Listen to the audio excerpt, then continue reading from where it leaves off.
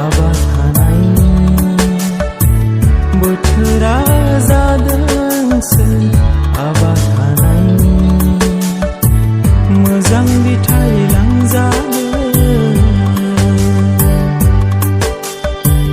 गाज्रि बिथाइ गालांजागोन मोजां बिथाइ लांजागोन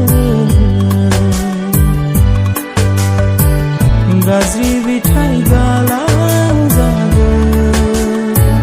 बोथोरा जादोंसै आबाद हानायनि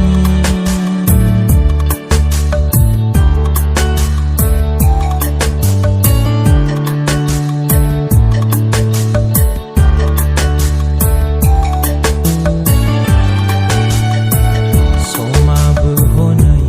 माथो बेलासि जादोंसै दाउसिन दाउला गिदिंफिनबाय गावनि थाग्रा न'आव